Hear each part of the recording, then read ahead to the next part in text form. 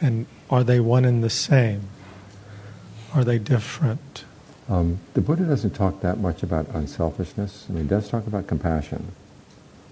But you have to remember that given the principle of karma, when you do something good for other people, you're going to benefit. Right. And when you do something good for yourself, other people will benefit as well, if it's really genuine doing good.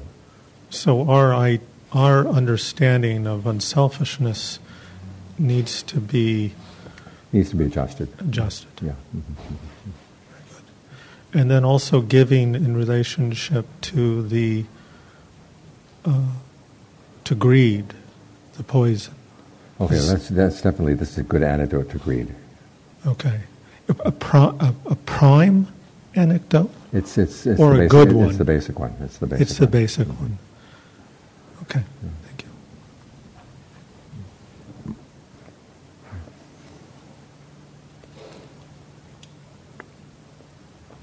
Passage 31, before we go on to the next topic. This is basically the 3 factors of the donor, the 3 factors of the recipient that make a gift bear great fruit. The 3 factors of the donor: that you're, before giving you're glad, while giving your mind is bright and clear, and after giving you're gratified, you feel happy.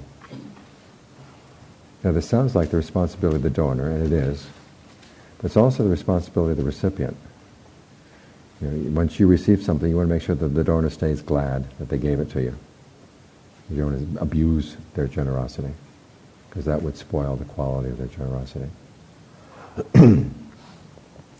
Secondly, for the factors of the recipient, the recipients are free from passion, or practicing for the subduing of passion, free of aversion, or practice for the subduing of aversion, free of delusion, or practicing for the subduing of delusion. Again, on the one hand, this is the responsibility of the recipient to be practicing this way. But also, for a donor who wants to give, you look around, well, who's actually practicing this way? Those are people that I would want to benefit. So there's kind of a mutual responsibility between the donor and the recipient for making sure that the gift bears great fruit for the donor. Question over here? Namely gratitude, which is, there's a suit about it and something that I wonder whether it's late or early, where it divides it into 2 things. One thing is you acknowledge you received a benefit, and number 2, you return in kind, or spread it around. It's like that, like metta. It's one of those Buddha things that's contagious. Mm-hmm. Is that earlier or is that later? Well, they have two terms that both tend to be translated as gratitude. Gatanyu, which means having a sense of what was given, literally. That you realize I benefited from this person's gift, so I received this gift, and so I appreciate that. And Gataweti would be the real feeling of gratitude then. In the sense, okay, feeling gratitude, what do? You repay the debt, or if the person is not there to repay, you pass it on. And it's a very subtle distinction, and the texts don't really explain it that clearly. So you have to ask a native speaker, and there are no native speakers around anymore. So it's kind of guesswork as to what the division is between the 2 terms. Native speaker of what? Pali. Well, you're a native speaker, right? I'm not a native speaker of Pali. It's like Latin. If you're a priest. No. Priests are not native speakers of Pali. Yeah. Is it considered? Is the Buddha actually said that, or is it like one of those? It's one of the early sutras. Like early ETB. ATB. Early Buddhist teaching. BT. Okay. Question in the back.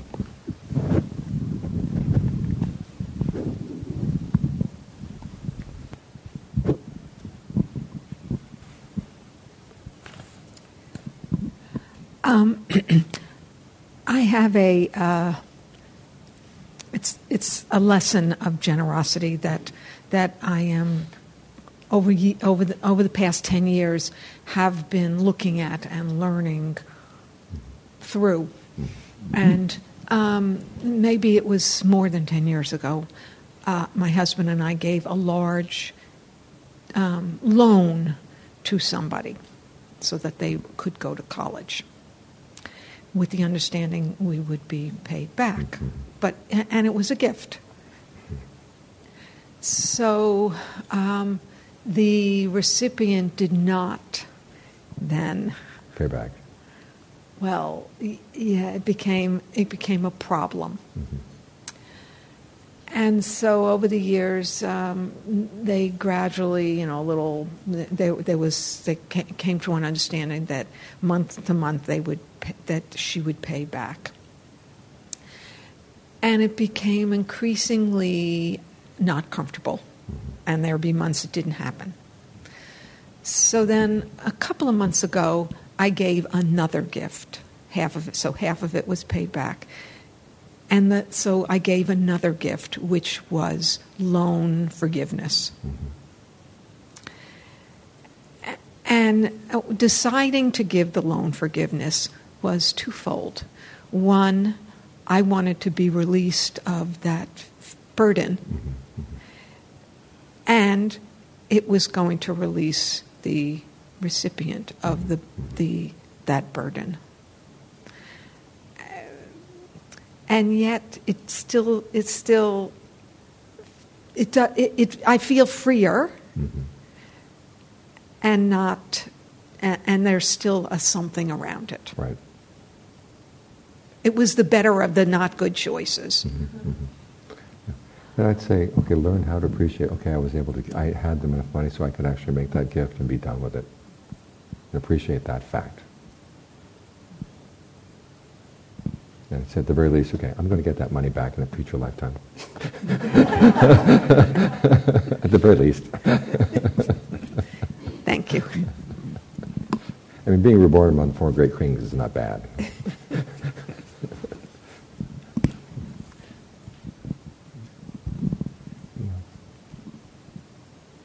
Okay, let's move on to renunciation.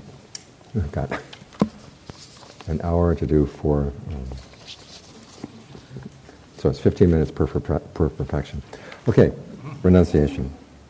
This is part of right resolve. And it should be seen again as with generosity. It's a trade, it's not a deprivation. And the question is, what are you renouncing? Renouncing sensuality. Very early on, I was doing a survey of some American Buddhist books. I looked into the index to see what they had to say about renunciation, and of course, very few of them had anything to say.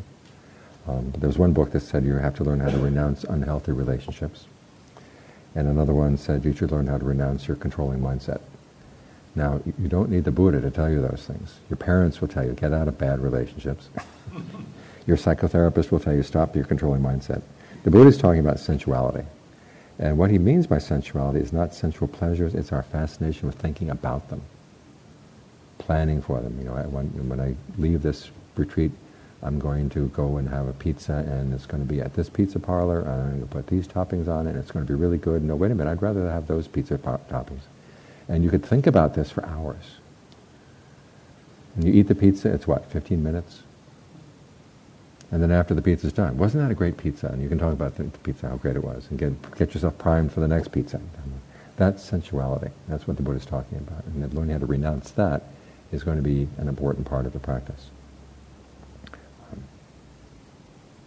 Because the Buddha is not saying that all pleasures of the flesh are bad. It's the pleasure that comes from seclusion, the pleasure that's based on harmony, and the pleasure that's based on basic health.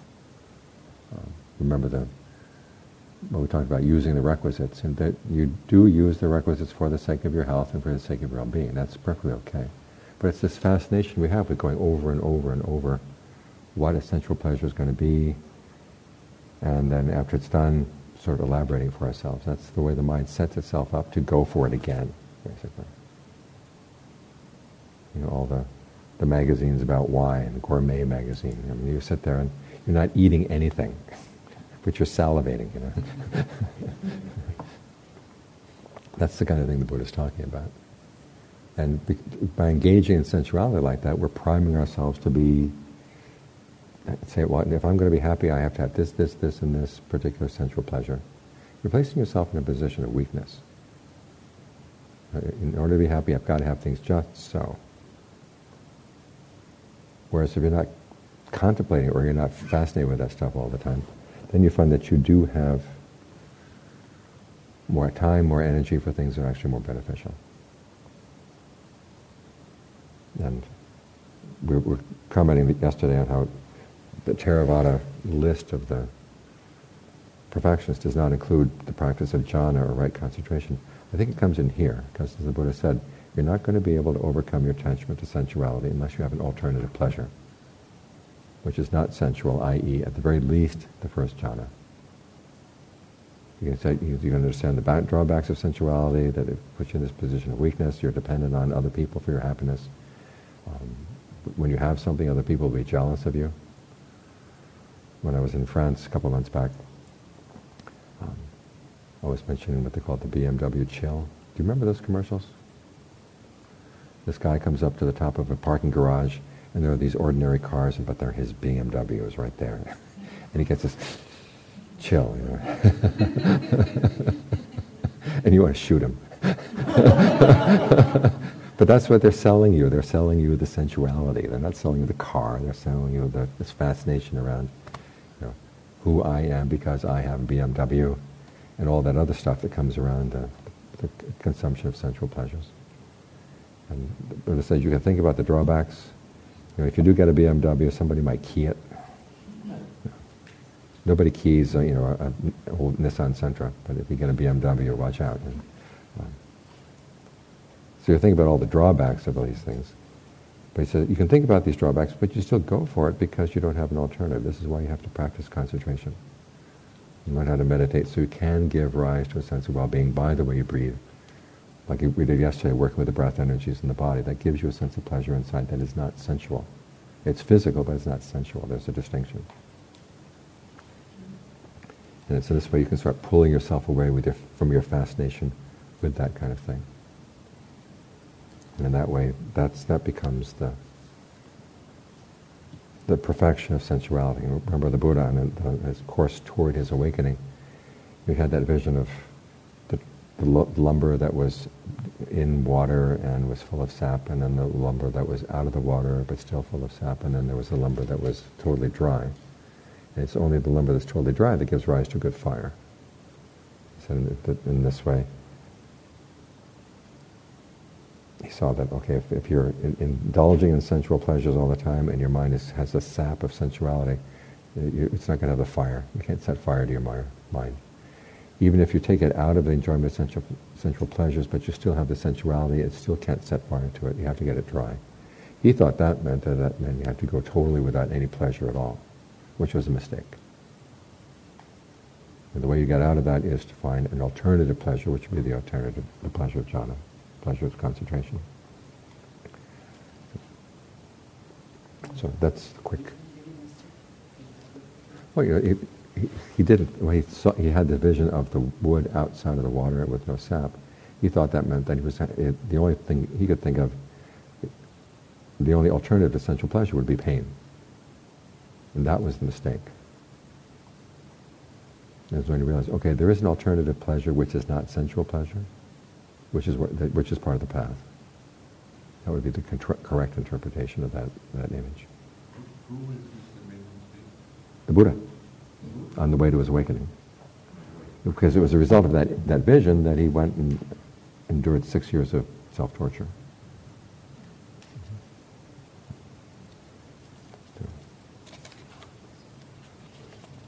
Question, yes?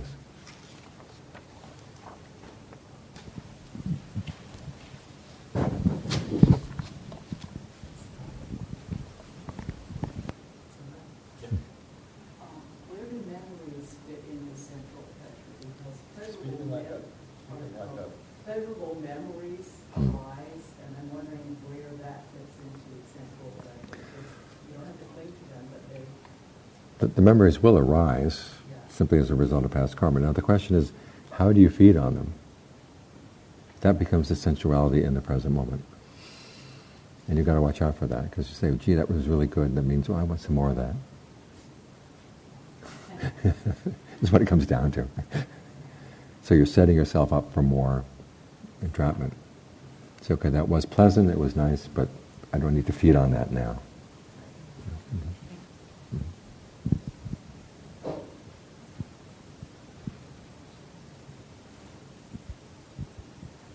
Behind you. The 33, passion. Passion is raga. The word is raga. It's not tanha. There's a question behind you. I think like eating good food, would be like part of sensual pleasure. And I tend to go back to the same restaurant over and over because of the food. But I don't think about it when I'm not there. Would it be a problem? Not really. The Buddha is talking more about your fascination. Well, I go to this restaurant because there's the atmosphere, and this time I'm going to try that, and let's try this other restaurant over here. And there's just this constant wandering around. Okay. All right. Thank you. I mean, I found as becoming a monk, this was one of the hardest things to give up, was the ability to choose my food. And the woman who was the cook at the monastery was an awful cook. I was a better cook than she was. It was very frustrating to see her people take really good things and give to her, and she would ruin them. And I realized I just got to stop thinking about this. I'll eat what I eat, and then as long as the food is healthy, you're okay. Again, the problem is not the sensual pleasure; it's this fascination we have with feeding off of it.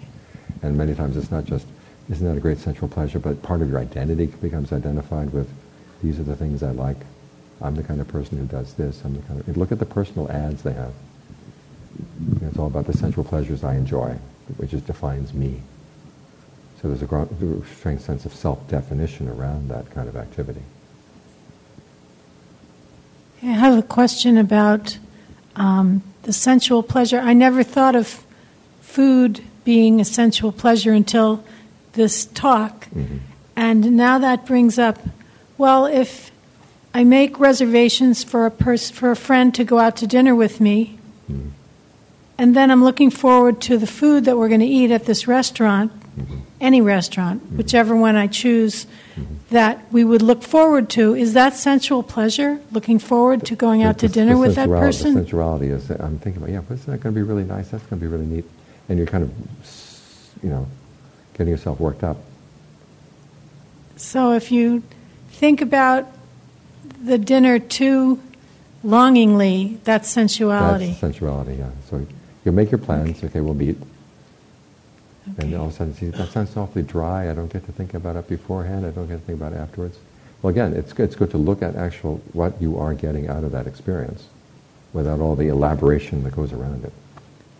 This is what positive psychologists have noticed very much, was that you talk to people about what makes them happy, and they'll say, oh yes, X makes me happy. And then they'll actually arrange to interview the person while that person is engaged in X. And they'll say, it's not all that happy afterwards, after all. But it's the elaboration beforehand and the elaboration afterwards that we're getting primed to fall for this. There was one positive psychologist who was saying, why are people so stupid? And then he thought about himself. He was a mountain climber. And he began to realize that he thought he liked mountain climbing, but realized while he was climbing the mountain, it was pretty miserable. It was beforehand and afterwards. And so we can talk ourselves into doing some pretty stupid things, the idea that this is actually making me happy. But if you do it without the embroidery, just look at it for what it is, then you find that you're much less, the mind might be willing to give up some of this.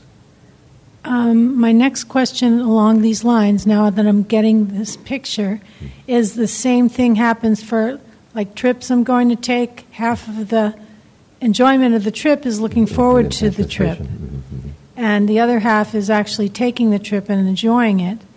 And the other half is afterwards. Well, yeah, the other half is afterwards. And that builds on the second, on actually having been there and enjoyed it. But if our goal in life is happiness, doesn't restricting ourselves to not enjoying and savoring things like that, doesn't that cut down on our happiness? Well, it means that you're going to have to look elsewhere for your happiness, right? I mean, these are perfections for the sake of awakening. You say, maybe I don't need to have all, if I really look at the happiness I'm getting out of these things, and it's not really as much as I like to tell myself, maybe I better look someplace else for my happiness. That's what the Buddha is saying. Yes. He's not trying to say, don't look for happiness, but look for happiness that really is in different places. Look in a different place. Thank you.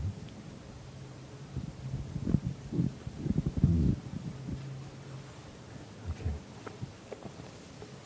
The passages on sensuality are pretty much self-explanatory.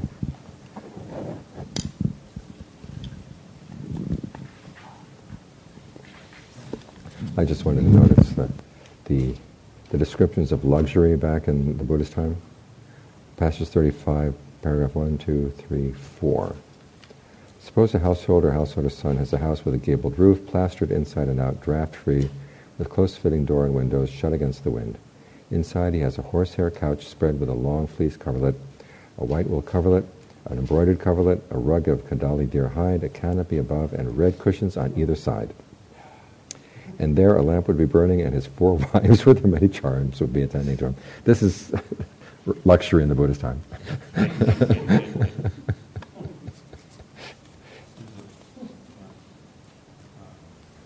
And someday someone's going to look back on our luxuries and think the same thing. Question? Traveling mic? Where's the mic?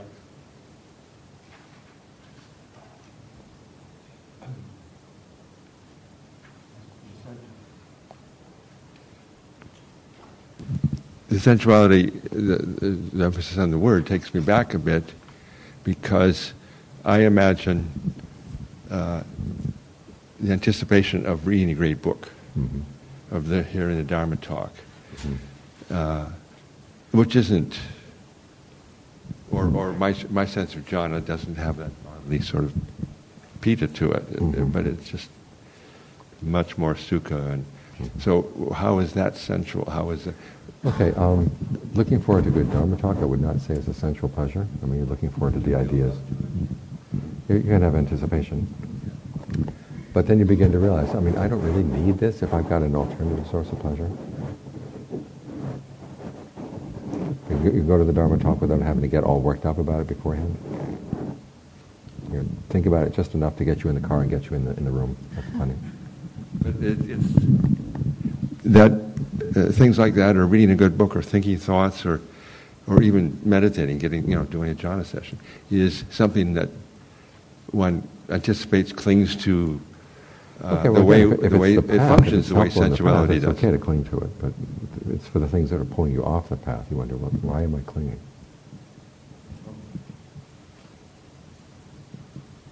You do have to hold on to the path while you're practicing.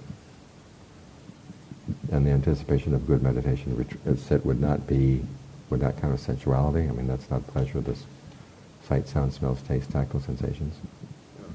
Okay. I was wondering if there was the sixth sense. Well, we're talking about the 5 senses.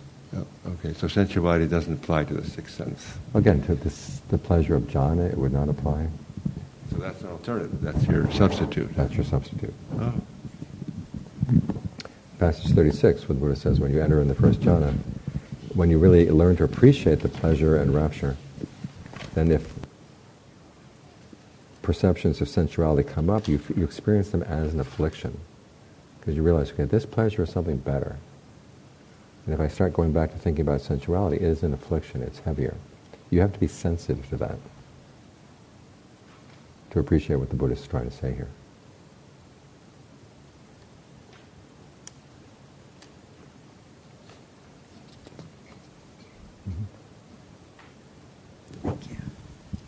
Actually, I had a question about that. So does disenchantment and sort of disgust start arising when you see the sensuality, and that drives you to want to do jhana practices? It doesn't necessarily have to be disgust, but just say, this is not satisfactory. This is not enough. I want something better. Fed up. Yeah, you're fed up.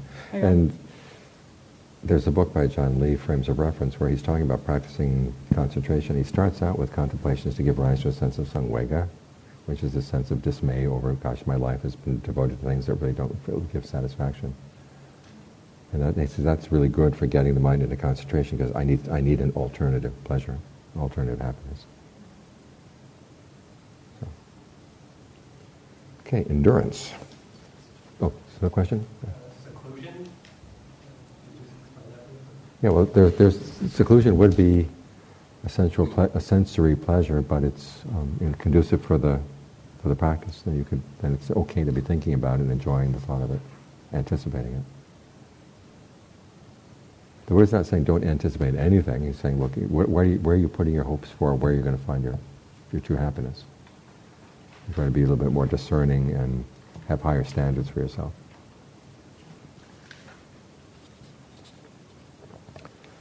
Okay, 2 more perfections and we're done. And the teenage kids can wait, okay? Okay, endurance. This Pali word is khanti. It can also be translated as patience or tolerance. This, together with equanimity, is needed for stamina on the path. It's also one of the ways in which you benefit yourself by benefiting others. In other words, if you can develop the ability to endure other people's harsh words, endure other people's mistreatment, and not flash back at them. Okay, you're treating them well instead of flashing back at them. And at the same time, you're developing good characters of your own heart, your own character. Okay, when you're practicing endurance, you have to make distinctions as to what should and should not be tolerated, based on the principles of karma. The text focused mainly on things that you should tolerate would be harsh words and physical pain. These are the results of old karma. In dealing with harsh words, the Buddha says you have to learn how to depersonalize them so that they don't have the sting that they would have if you say, gee, why is this person mistreating me like that, and I don't deserve to be treated like that, and I'm miserable. Take the I out of there. The Buddha gives 2 ways of thinking that way. One is he says, we live in a human world. What are the characteristics of human speech? There are kind words and there are unkind words. There are timely words and there are untimely words. Words spoken with good intentions, words spoken with bad intentions. It goes down the list. In other words, when someone says true and untrue, and when people say untrue, harsh, unkind things, this is not out of the ordinary. This is part of the human world. And just to say, okay, I'm not the only person who's experiencing this right now. Think about all the world, people all over the world are being treated this way, and have been treated this way, and will be treated this way. It takes a lot of the personal sting out of these words. That's one way of depersonalizing it. The other way of depersonalizing it is, as the Buddha said, remind yourself, an unpleasant sound has made contact at the ear. Let it stop there. Which is what we usually don't do. We bring it in and we elaborate it. We say, why is this person saying this? And why am I being mistreated? If you can just leave it, there's an unpleasant sound at the ear and leave it at that, then you can learn how to tolerate words that otherwise you would not be able to tolerate. And you realize that a lot of what makes it intolerable is what you were doing. And so bringing this on yourself. All that, the kind of thinking that makes it difficult to stand.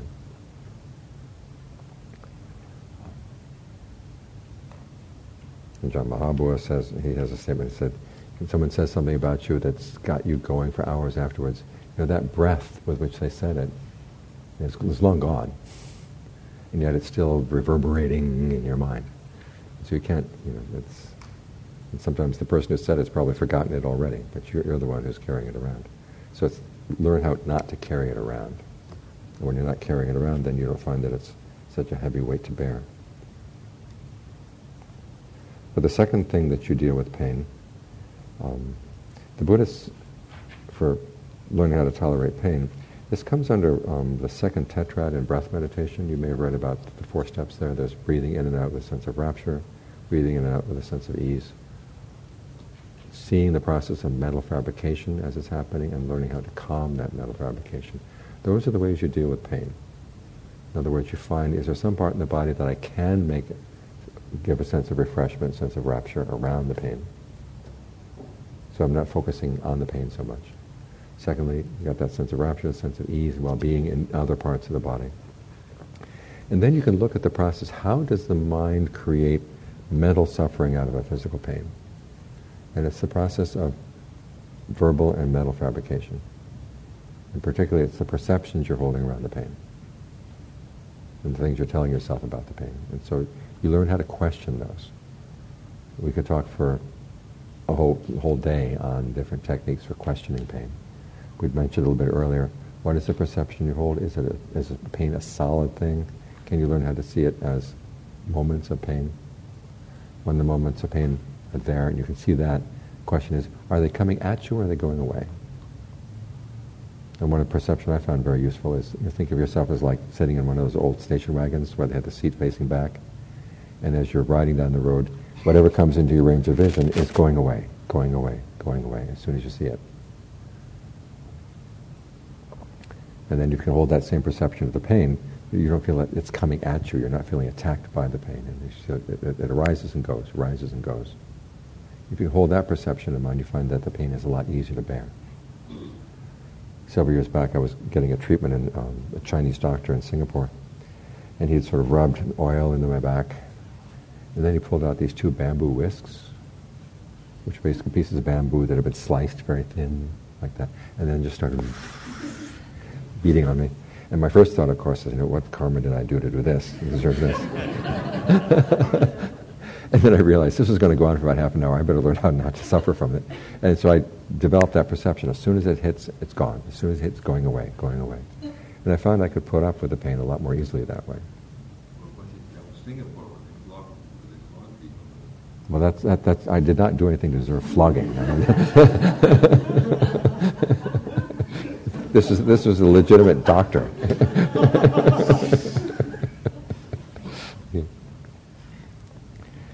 So, but when you find yourself dealing with physical pain, think of those 4 steps in the breath meditation. Learn how to breathe with a sense of ease, sense of rapture. Learn how to see, how am I fabricating my perceptions and around this feeling? Can I change the perceptions so that the feeling of pain doesn't have that intense effect on the mind? And that way you find that you can learn how to tolerate and deal with things that otherwise might physically be very hard to bear.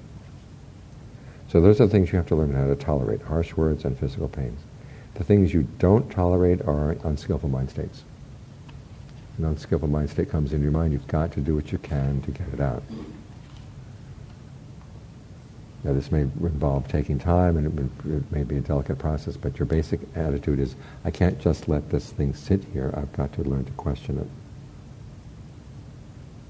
And understand and question why I'm holding on to it. Okay.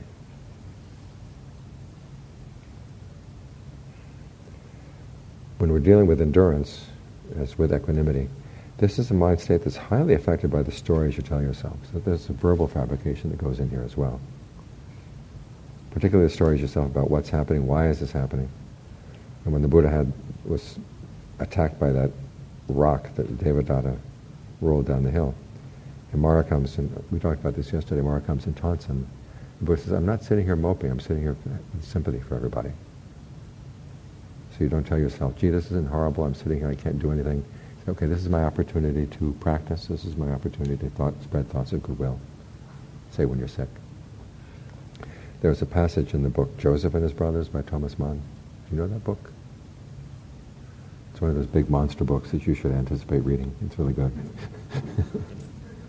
But there's a scene there, the story with Joseph. He gets accused of having attacked Potiphar's wife. And there's a scene in the book where Joseph is being taken to the prison, and the boatman who's taking him there sees that Joseph is not upset. He seems to be taking it all very calmly. And the boatman gets upset. You should be upset, you're going to prison. And Joseph says, that's not the story I'm telling myself. This is part of a bigger plan.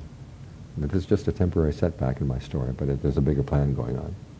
So he changed the story that he was telling about his life, and that made it a lot easier to bear.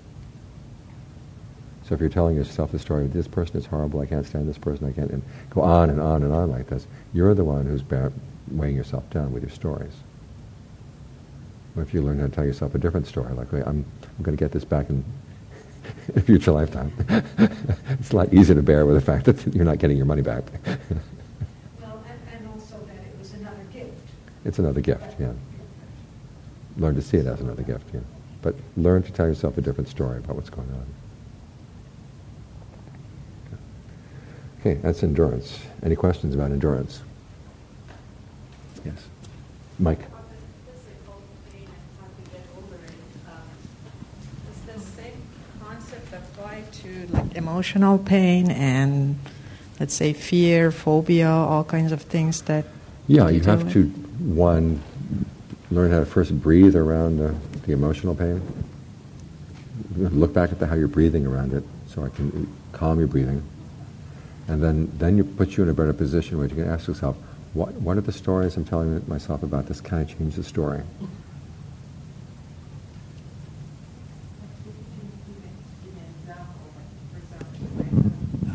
I have serious phobia and fear towards dogs, okay? Mm-hmm. Then how do I tell myself a different story to get over that?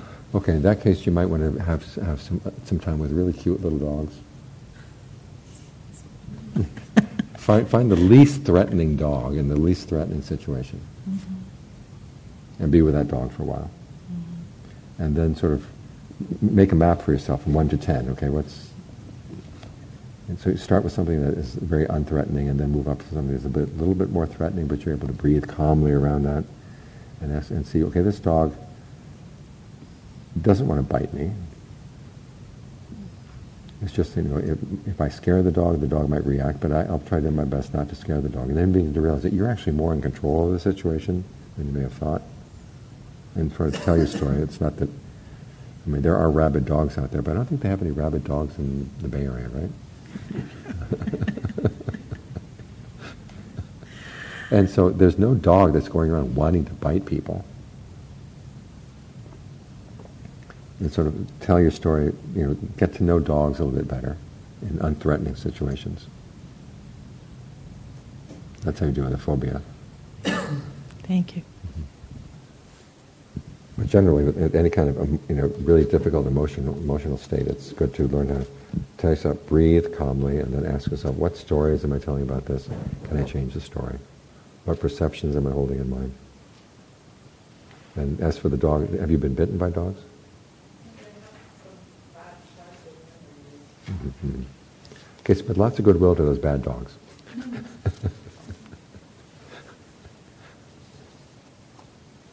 Anything else about endurance? Okay, we have 5 minutes for equanimity.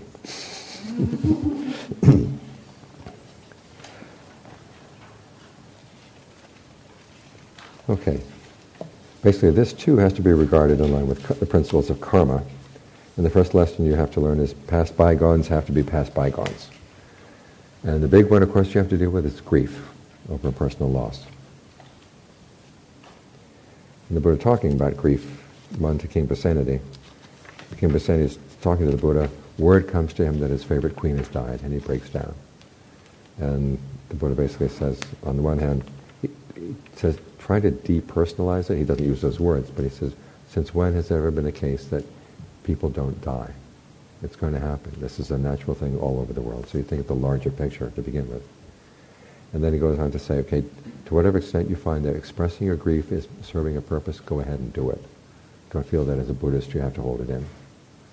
And whatever expression you have, eulogies for the person who passed away, expression of how much you miss the person. There will, however, come a time when you realize that your expression of grief is actually harming you. And that's the time you have to learn how to say enough.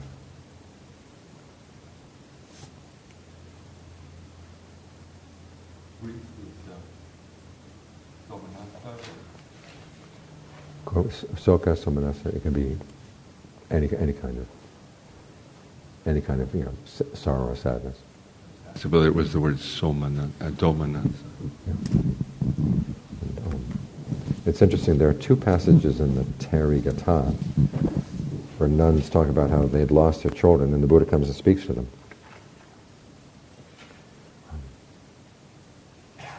One is, this one woman has lost a son, and he tells her, you don't know the path of his coming or going, this being who has come here from where?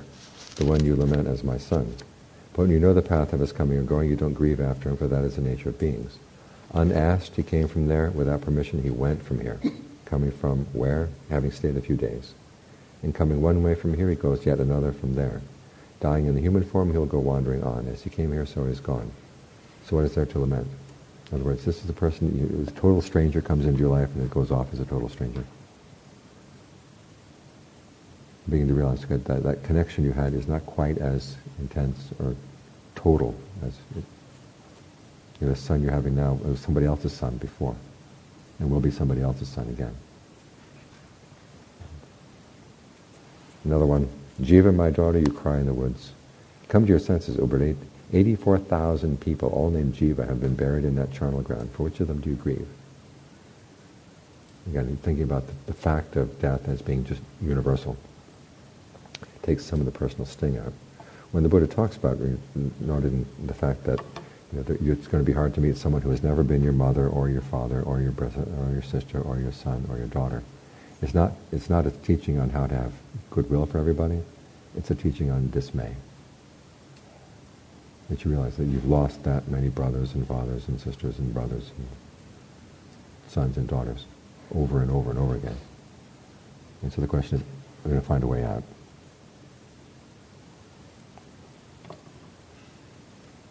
So again, he's not saying you have to feel equanimity there, but there is equanimity is possible even in a case like that.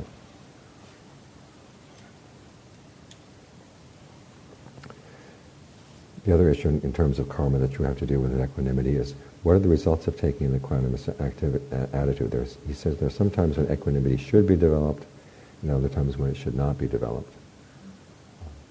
Just sort of sitting there and seeing something horrible happening in front of you, you don't just say, oh, that's just the karma beings.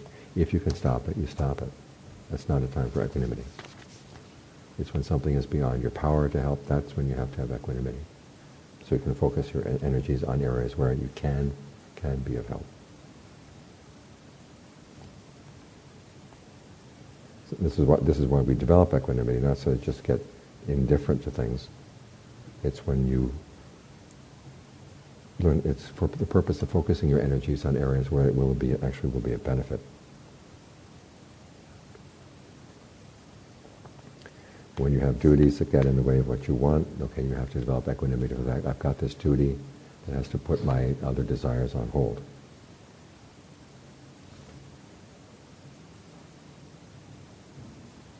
And the Buddha's not telling you don't have an attachment to the people you love. I mean, the attachment to your parents, to your children is something that is normal.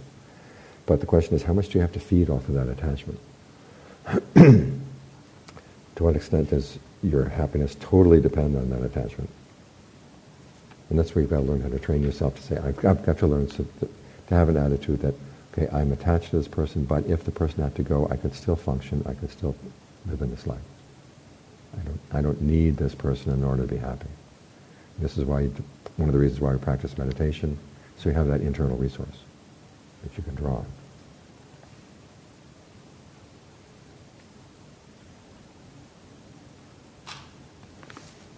That's equanimity in daily life. As for equanimity in meditation, there are times when it is unskillful. The Buddha says you have to balance concentration, persistence, and equanimity as you practice. There are times, if you were just equanimous, your concentration would never develop. You've got to work on getting the mind concentrated sometimes, which requires persistence. If you're just putting a lot of effort in, you get restless. That's when you have to learn more concentration and equanimity. And if you just sit there concentrating without trying to go to higher states, you're being lazy. So you have to balance these different qualities in your mind, even as you practice meditation. The issue about why equanimity is not the goal is because there can still be feeding off of the equanimity. You can get a really nice state of concentration, and you're still feeding off of that. And wherever there's feeding, even if it's something relatively pleasant and stable, there's going to be stress.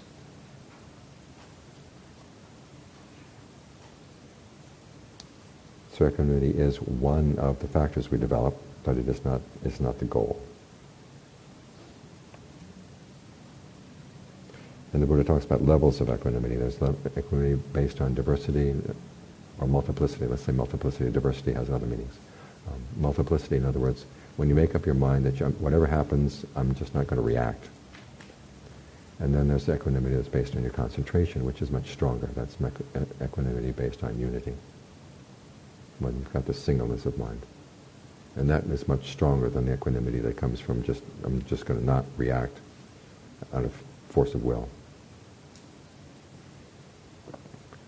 I mean, it's kind of a poker face that you have to take in, a poker mind that you have to develop in things. But the best poker mind is the one that's based on a state of concentration, because that has a much more solid foundation. So those are the main things about equanimity. Any questions? Yes.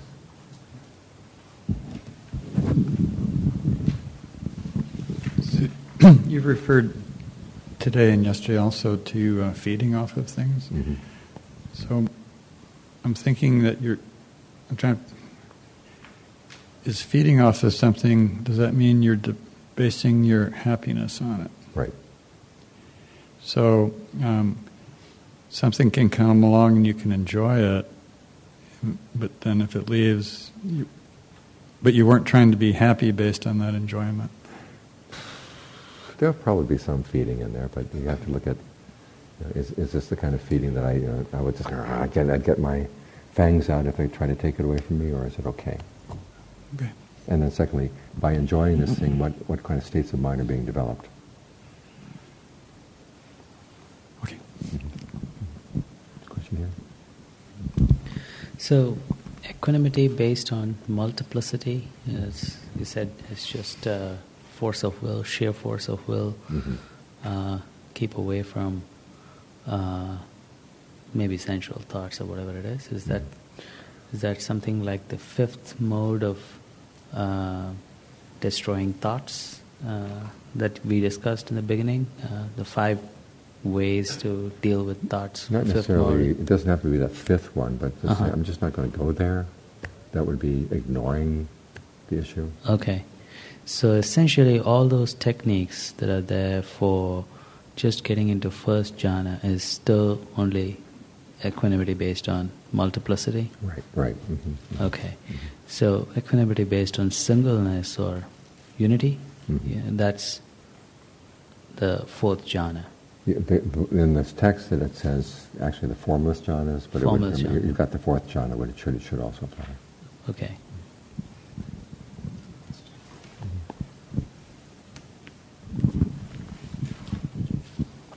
So the Buddha is very clear about stream entry and what happens after that. Does he make mention of nearing stream entry and the momentum that beings pick up to, encourage them? Well, if you're headed... The problem is if he described it, everybody would try to clone it. We had an old Air Force general. He'd been in the Korean War. He'd killed a lot of people in the Korean War, and he wanted to make sure he didn't go to hell. So after he came back, he really got into meditation. And he ended up building a little hut for himself to meditate at the monastery. And there was one time when Ajahn Phương was away. And I came back from my alms round, and he came up to me in front of the dining room. Last night was really big. It was this step, and he had it all mapped out, but what comes right before stream entry. I've only got 2 steps to go. And I said, I'm happy for you, but I really need to eat my meal right now, thank you. And then the next day it was 1 step, And the next day Ajahn Phương came back from Bangkok, and what I would usually do when he came back from Bangkok, I would unpack his little bag, and he'd kind of tell me things that happened in Bangkok and ask me what was happening there at the monastery. And I said, Chode, which was the name of the general, seems to be going off his rocker. He thinks he's on the verge of stream entry. He's only got 1 more step. And Ajahn Phung's response was interesting. He said, you didn't try to argue with him, did you? I said, no. He said, good, because if you're not really his teacher 100%, the more you argue with someone who makes a claim like that, the more they get entrenched. So you just kind of leave them. And he told the story about Ajahn Mun, when people had been practicing off in the woods, in the caves on their own, and thought they'd attain, arahantship or something like that. They'd come and see Ajahn Mun. And Ajahn Mun wouldn't say anything.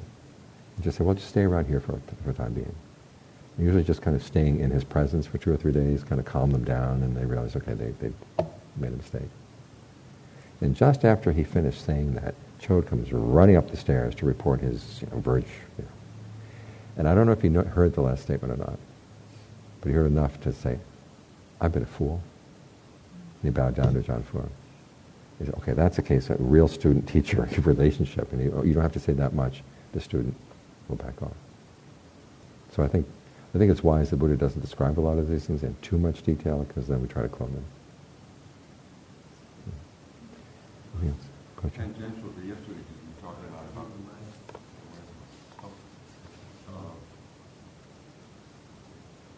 there we go. Yesterday, I was listening to yesterday's last night, and a lot about Moon and Lee and Ajahn Mun, Ajahn Lee. Ajahn Lee, yes. And acknowledging that monastics cannot discuss attainments, especially their own. But from your experience in Thailand, is the general sense among informed people that Ajahn Lee and or Vàng were arahant? They were noble disciples. Arya. Noble disciples, not necessarily arahants, but noble disciples. What does that mean? You can either be stream enterer, once returned, or non-returned arahant. There are 4 stages. Arya, a noble Arya, person. yeah. Like some people say, Cha or Ajahn Sayadaw or Mahasi was, talk like that in Thailand. Among the monks, they talk about it. Of course, the gossip then spreads out, but that's what it is. It's gossip. Okay. You don't really know. The Buddha said you can't really judge someone else's attainment. In Burma, you get a certificate, can't you? I'm not responsible for Burma, okay? Well, what I can tell you is apparently Ajahn Mahabua had made the comment about Ajahn Suwat, the Abhidhamma Metta, that he was an arahant. And there was one day when Ajahn Suwat said to me, when Ajahn Mahabua said that, I wasn't yet an arahant. Which made you stop and think, all these, certified, whatever. You don't really know 100%. And your business is, what is your attainment? You focus on that. You find people you find inspiring, you learn from them, but still, the work is inside. I think this is one of the meaning of, the question, does a dog have Buddha nature? And the answer is no. Why is it no? Because you're looking in the wrong place. If you want to see awakening, you have to look inside. That came up yesterday listening to it, because those stories you tell about them are so profoundly inspiring, that this person was really there. He was really onto something. I mean, I have my beliefs about the attainments about some of these people, but I can't 100% guarantee them. Anything else? Yes.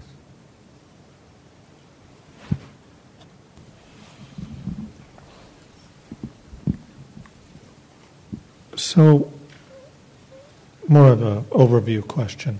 Mm-hmm.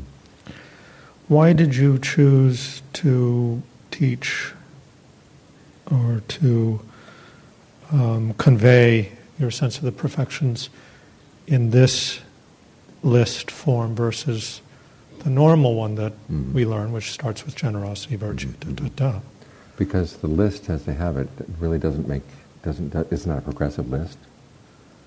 And my sense of what she meant by progressive is that quality of determination, discernment. Is that progressive? You might start. It starts out with giving and virtue, right, which sounds exactly. like it's starting a basic stuff, but then it kind of moves up and moves down, back and forth and around. And so, one perfect question for the end of the day. Yes. One is that realizing that all the perfections do come under the perfection of determination, because there's something you have to make up your mind you're going to do. And then when you think about making up your mind you're going to do this, what are the qualities you need? And as the Buddha said, you need discernment, truth, relinquishment, and calm. And then all the perfections come under those headings. And I thought that would be a useful way of seeing them. Also, putting together the ones that work together, like putting discernment together with goodwill, because that underlies the whole rest of why you make the determination to begin with. Right. Putting truth together with virtue and persistence, those qualities tend to reinforce one another. The same with renunciation and giving, and the same with equanimity and endurance. It's good to group them like this because they make sense together. It's true, though, it seems from the way you've taught this, is that discernment, skillful, unskillful, fundamentally, right. is the name of the game, right? In terms of the practice. But the refrain that I woke up with is in terms of the feel of this lecture the day before and today also, is that the refrain was, you've got to be smart about it. Like it's a process of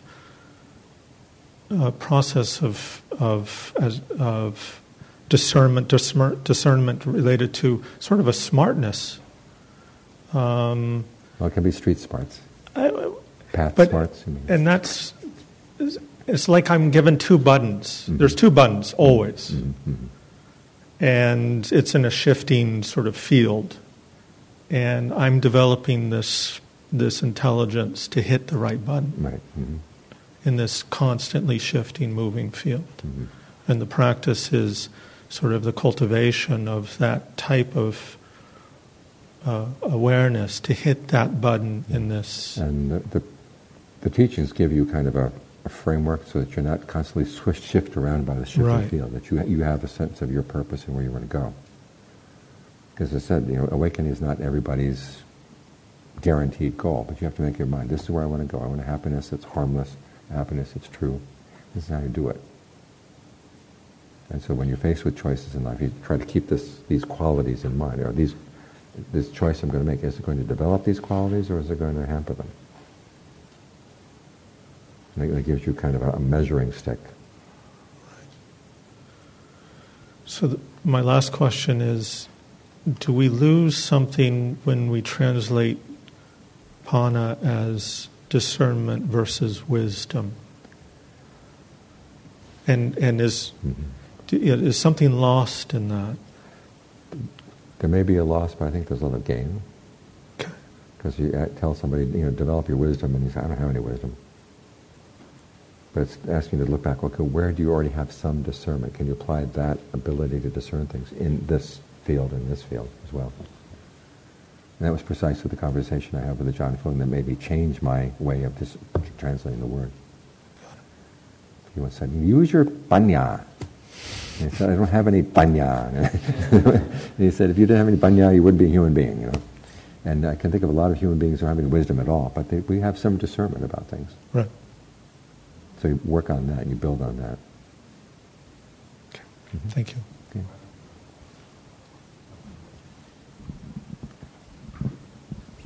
Comes right out of that question, which is like the power of judgment, your essay. We're 99.9%, we're deluded, so we need guidance. We need people to judge it. Like yesterday, it's discernment. How can you know that it's the right discernment? But is there a point, like also that Dhammapada, whatever it is, your reference to yourself, that you are your reference, the Dhamma is your reference, equating the two. Is there a point, like, for instance, is stream entry, whatever you call it, Sotapati, a point where you're self-reliant, where you don't need this external help? After that experience, I mean, you know what the path is, you know what the goal is at that point. Now you still have some issues that you're going to have to work out. You haven't fully mastered concentration yet, you haven't fully mastered your discernment yet. But you've had the experience that guarantees, okay, this is the right path. Because you've seen the deathless. And at the same time you realize that, okay, this path that I'm following is the path that leads there. The Buddha knows what he's talking about. And you've gotten a sense of the path at that point. So you could get, for instance, I look at the world today, and there are so few qualified monastic teachers, and everyone needs this guidance. You need someone to say you're going off the cliff. So it's very rare to get that guidance. But is there a point where you don't need it anymore?